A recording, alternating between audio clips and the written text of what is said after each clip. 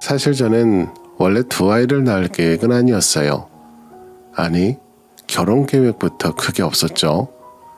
20대 중반 오랜 기간 연애했던 사람과의 이별 후 결혼 생활은 물론 연애 생각조차 없었거든요. 그냥 내 한 몸이나 잘 지키기도 힘든데 다른 사람과 함께하는 삶이 그려지지 않았죠. 주변에선 제 오랜 연애가 끝난 이후부터 계속해서 소개팅을 주선해주려 했어요. 거절하길 몇 년. 저의 다짐은 더 확실해지기만 했죠. 그러다 제가 이제 막 20대 후반이 되었을 때 저희 언니가 결혼을 했어요. 언니가 원하는 사람을 만난 거죠. 그리고 서로 존중하고 배려할 줄 아는 부부이기에 자연스럽게 저도 결혼 생각이 다시금 생기기 시작했습니다. 저희 언니 부부는 딩크족이에요. 아이를 좋아하지만 아이는 전적으로 임신하는 언니의 결정이라는 형부와 임신 육아에 회의적이었던 언니는 아이가 없어도 행복할 수 있다는 결론을 내렸더라고요. 참 언니다운 결정이었습니다. 그러던 중 제가 결혼을 생각하게 되는 결정적인 계기가 되는 사건이 발생했어요. 저희 언니는 예전부터 몸도 가녀리고 여린 사람이었어요. 어릴 때부터 자주 쓰러지기도 했죠. 그리고 결혼한 형부는 건장한 체격에 언니랑 연애할 때도 항상 보디가드처럼 언니 옆에 딱 붙어 무슨 일이 일어나지 않게 했죠. 애초에 언니가 무리할 일을 형부가 만들질 않으니 이제 언니 걱정은 하지 않아도 되겠구나 생각했었죠. 그러다 어느 날 언니가 쓰러졌다는 연락을 받았습니다. 언니가 딱히 쓰러질 일이 없는 것 같은데 무슨 일인가 싶었죠. 알고 보니 더운 날 일 때문에 밖에 있다가 더위 때문에 쓰러졌다는 거예요. 정말 오랜만에 언니가 쓰러졌다는 소식을 듣고 너무 놀라 병원으로 달려갔고 그날 처음 봤어요. 그 커다란 형부가 펑펑 울면서 언니 손을 잡고 있는 모습을요. 그저 잠깐 기절에 링거 맞고 있는 언니 손을 잡고 내 편은 당신밖에 없는데 놔두고 어디 가면 안 된다면서 울더라고요. 웃기게도 그 모습을 보니 결혼이란 게 정말 가족을 만들어 내 편을 만드는 일이구나 하고 깨닫게 된 것 같아요. 그때부터 저도 가정을 만들어야겠다는 생각을 하게 된 거죠. 다만 언니의 결혼으로 독신의 마음을 접고 결혼을 해야겠다 마음먹었으면 이왕 결혼할 거 아이 한 명은 낳고 싶다는 생각이 들었어요. 그리고 들어오던 소개팅 거절을 그만두고 적극적으로 소개팅에 나가기 시작했습니다. 연애를 쉬었던 상태지만 오히려 그래서 무엇을 봐야 할지가 확실해졌죠. 언니 부부가 제 우상이다 보니 대화가 잘 되고 상대방을 배려하는 사람이었으면 했어요. 근데 생각보다 쉽지 않더라고요. 서너 번의 소개팅을 실패한 그 시점에 남편을 만나게 되었습니다. 남편과의 첫 만남은 즐거웠어요. 관심 분야는 달랐어도 관점이 비슷했고 이야기를 잘 들어주고 상대방의 말에 또 다른 주제를 만들어낼 줄 아는 사람이었어요. 무엇보다 같이 있는 시간이 편하고 재미있는 사람이었습니다. 제가 낯을 많이 가리는데도 원래 알던 사람처럼 편한 시간을 보낼 수 있었던 것도 매력적이라 느꼈죠. 첫 만남 이후 남편은 하루 만에 연락해 애프터 신청을 했고 그렇게 일주일에 2번 총 한 달 썸을 타고 저희는 연애를 시작하게 되었습니다. 그때 제가 그랬어요. 나는 결혼식은 사실 그렇게 중요하다고 생각하진 않아. 나도 그런 편이긴 한데 근데 여자들은 웨딩드레스에 대한 로망이 있잖아. 그런 건 없어? 딱히. 사실 난 행복한 가정에 더 로망이 있지 그 가정을 만들기 위한 과정은 별로 관심이 없거든. 참, 이런 것도 비슷해서 좋다. 그래도 나중에 또 생각이 바뀌어서 못하면 아쉬울 수도 있으니까 충분히 고민해보자. 아니면 남들 하는 거 그냥 우리도 다 해보자 생각하는 것도 좋고. 전 결혼을 목표로 하기엔 20대 후반에 시작한 이 연애가 딱이라 생각했어요. 근데 남편도 결혼에 굉장히 적극적인 편이라 저흰 연애 시절부터 미래 이야기를 하며 자녀 계획까지 세울 정도였습니다. 비슷한 사람들끼리 잘 만났다 생각했죠. 다행히도 자녀 계획에서도 생각이 비슷해 둘 다 한 명만 낳아 잘 기르자는 말로 자녀는 외동으로 갖자고 말하곤 했었죠. 남편과 전 둘 다 직장이 비교적 자유롭기 때문에 외동으로 키워도 외롭지 않게 기를 수 있을 것 같았거든요. 그 외에도 성격과 성향, 입맛 등 여러 가지로 잘 맞았던 저희는 비교적 짧은 연애 후 결혼을 하기로 했습니다. 결혼 과정을 생략하기엔 이젠 본인이 아쉽다며 결국 결혼식까지 빠짐없이 준비한 후 남들 다 하는 것까지 하면서 저희는 가족이 되었어요. 서로에게 꼭 든든한 편이 되어주자고 약속하며 반지를 나눠 끼던 그날이 아직도 생생하네요. 연애 내내 잘 맞았던 둘이 조금씩 달랐던 부분까지 맞춰나가며 살다 보니 결혼 1년 차까지도 연애하듯 지내 즐거웠습니다. 평일엔 함께 아침, 저녁은 웬만하면 꼭 먹으려 노력하고 주말엔 특별하지 않아도 하루는 꼭 데이트하면서 보냈어요. 언제 또 우리만의 시간이 생길지 모르니까요. 그렇게 지내다 보니 사실 둘이 지내는 생활도 행복했어요. 서로만 생각하고 배려하고 챙기며 살다 보니 마음도 풍족했죠. 여러모로 몸과 마음이 건강해지는 기분까지 들었죠.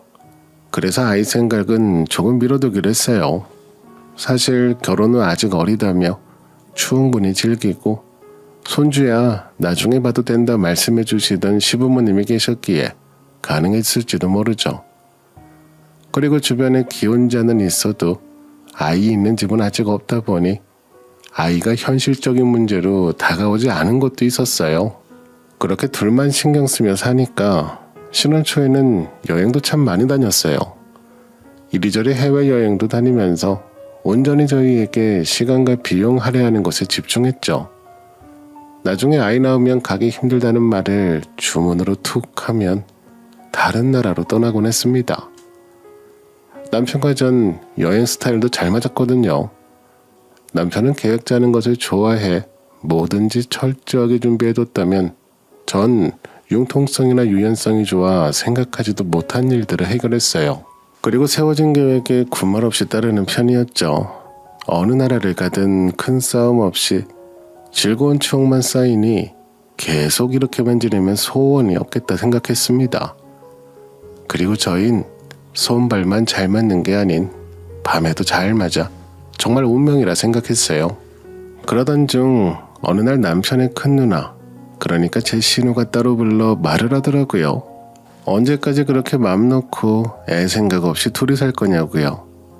물론 신혼이니 둘이 사는 게 아직은 좋을 수 있고 본인 부모가 철없는 어린애들이라 봐준다곤 하지만 그렇게 생각 없이 준비도 안 하고 애 낳는 걸 미루다간 나중에 늦는다고 꾸짖더라고요. 신우의 말에 전 대답을 할 수 없었습니다. 큰 신우는 저보다 5살이나 많았고 아무래도 시댁 식구였으니까요. 옳게 내 동생이야 원래 이러니 저러니 좋다고 하는 애라고 쳐. 옳게는 그래도 똑 부러지는 거 아니었어? 그렇게 가만히 있다고 갑자기 애가 생기는 것도 아니고 만약 생긴다 해도 준비가 된 상태에서 받아들이는 게 좋지 않겠어? 그래서 제가 일단은 네, 무슨 말씀하시는지 알아요 라고 넘어가려고 했는데 알아? 그럼 정말 좀 깊게 고민 좀 해봐. 아직 어리다고 가만히 있는데 솔직히 내가 보기엔 그렇게 시기가 이르지도 않아. 두 사람 곧 30대인데 그럼 그땐 시간이 얼마나 빠르게 가는 줄 알아? 내가 진짜 걱정이 돼서 그래. 걱정돼서. 가만히 듣고 있다간 끝도 없이 혼자 연설할 것 같아. 형님이 뭘 걱정하고 계시는지 알아요. 저도 아니랬던 것 같고요. 깊게 생각하고 그이랑 대화도 해볼게요. 라고 또 한 번 덮었죠. 그래, 두 사람이 알아서 하겠지만 내가 괜히 조바심 나서 한마디 했어. 이해하지? 사실 지금이야 큰 신우가 혼전 임신으로 결혼해 신혼도 제대로 즐기지 못해 남편과 둘이 재밌게 신혼을 보내고 있는 저를 질투했다는 걸 알지만 그땐 그 말을 듣고 보니 틀린 말은 아닌 것 같았습니다. 자녀 계획이 없는 것도 아니면서 차일피일 미루다 보면 나중엔 정말 그 시기를 놓칠 수 있겠다는 생각이 들었죠. 신우와 대화하고 그날 저녁 바로 남편과 자녀 계획에 대한 진지한 대화를 나눴습니다. 남편도 저와 비슷하게 현재에 만족하고 있었지만 본인 누나의 말을 전하니 틀린 말도 아닌 것 같다며 저에게 의견을 물어봤죠. 그리고 둘이 곰곰이 생각해 본 결과 아이 낳을 준비를 하기로 했습니다. 미뤄뒀던 아이 계획을 앞당겨 급하게 준비하다 보니 정말 할 게 많았죠. 그렇게 정신없이 아이 가질 준비를 하며 남편과는 애정의 전우애까지 더해져 더 끈끈한 사이가 되어갔습니다. 그리고 제가 31살 결혼 2주년이 다가왔을 때 첫째 아이를 출산하게 되었어요. 처음으로 보는 저와 남편을 쏙 닮은 아이라니 감격스러울 뿐이었죠. 하지만 아이를 낳으면 그 과정이 잊어진다고 하던데 전 아니었어요. 임신하면서 너무나도 힘들었기에 예전과 마찬가지로 외동으로 키우자는 계획엔 변함이 없었죠. 아이를 키우면서 그 다짐은 더욱 굳건해졌습니다. 잠들었어? 오늘따라 정말 안 자네. 오늘 어린이집에서 하는 말이 점심에 입맛에 맞았는지 배부르게 먹더니 낮잠까지 푹 잤대. 너무 안 일어나서 선생님께서 둘러엎고 잠자리 정리하셨다는 거 있지. 아휴, 낮에 많이 자서 밤에 잠을 안 자는 거였구만. 고생했어. 육퇴 기념으로 맥주나 한잔 할까? 너무 좋아. 나 오늘 진짜 맥주 필요했어.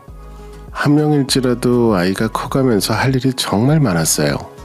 남편도 육아를 열심히 도와주려고는 했으나 정말 도움뿐이지 바빠진 일로 독박 육아나 다름없었거든요.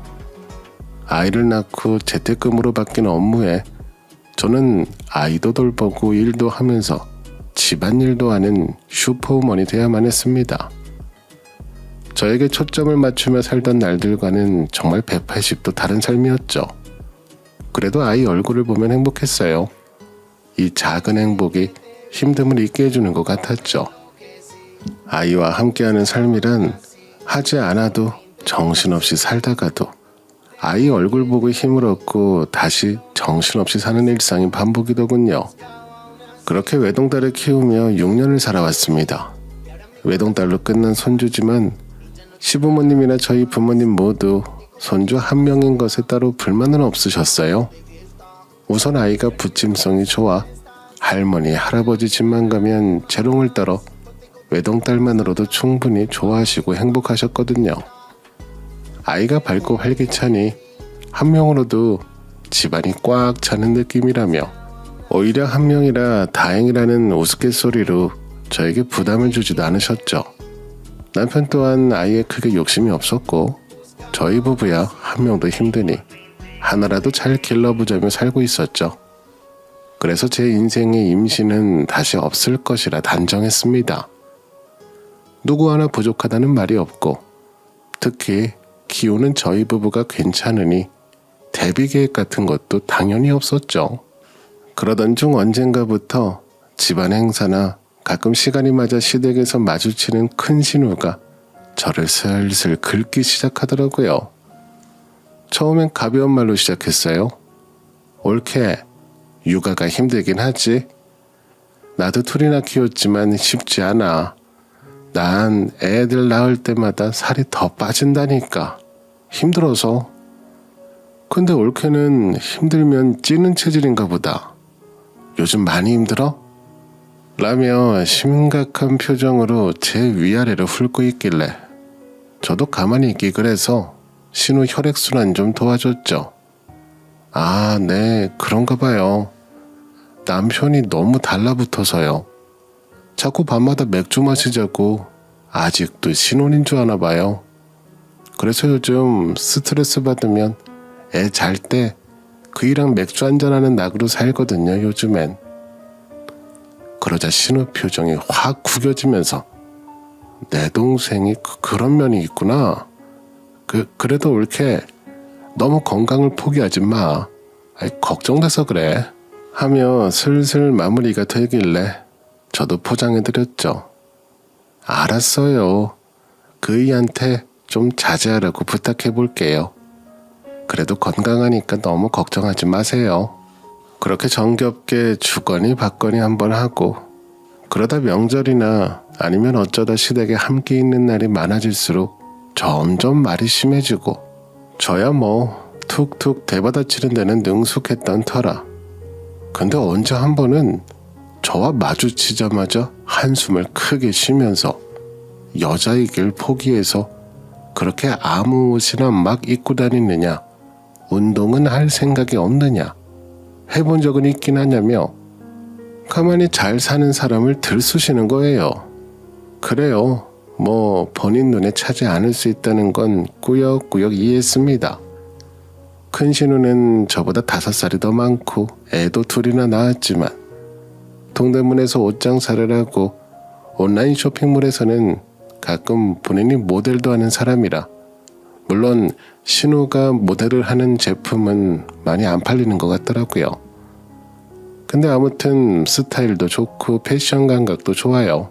그리고 운동을 꾸준히 하면서 관리를 열심히 해.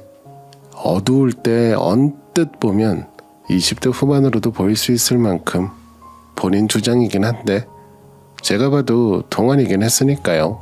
그래도 본인은 직업정신까지 들어간 관리고 저는 엄연히 다른 세상에 살며 나름대로 건강한 삶을 살고 있는데 만날 때마다 매번 면박을 주는 건 아니지 않나 생각이 드는 거죠. 아니 배고프면 그냥 집어먹지 굳이 옆에서 행복하게 먹는 사람을 들쑤실 필요는 없는 거잖아요. 그러다 어느 날 시댁에서 가족 사진 비슷하게 찍었는데 제가 너무 행복하게 집어먹었나 봐요. 제가 신우보다 더 나이 들어 보이더라고요. 그때 좀 충격이었죠. 분하기도 했고요. 그때부터 저도 관리라는 걸 시작하기로 했어요.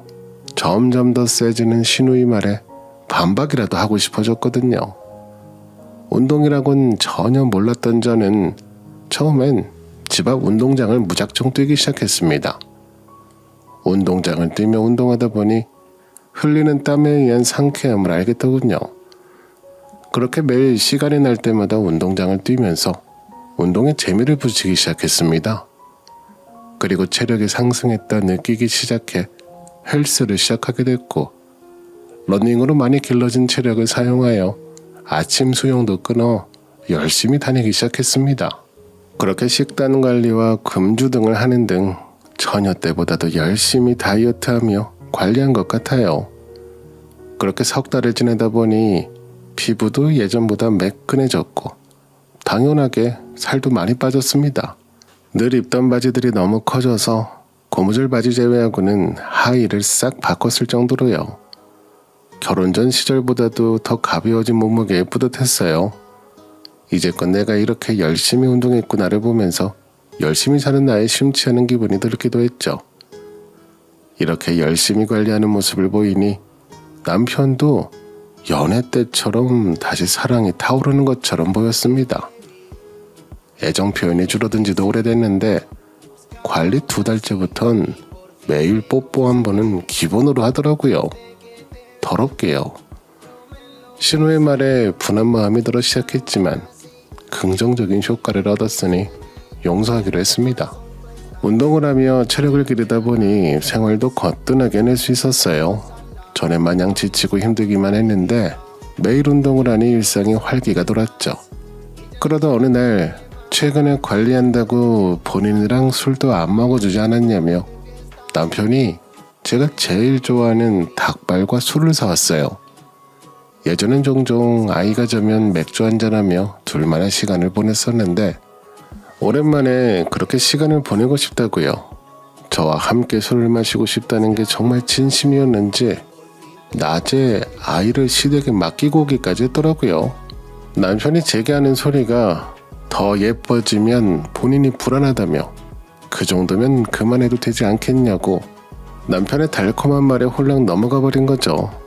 그렇게 남편이 사온 닭발에 감탄까지 하며 맛있게 먹고 신나는 마음으로 맥주에 소주까지 조금 타 제조한 소맥을 한 모금 마시는데 세상에 근 3-4개월 만에 마시는 술에 정말 머리부터 발끝까지 피가 도는 기분이었습니다.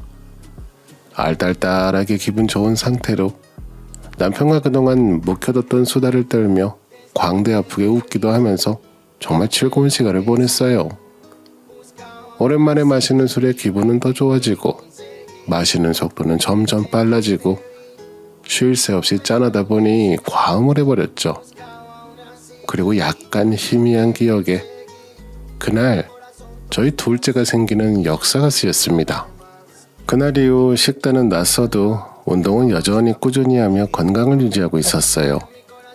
그리고 몇 주 뒤 문득 돌이켜보니 치렀어야 할 일이 여전히 일어나지 않았다는 것을 깨닫게 됐죠.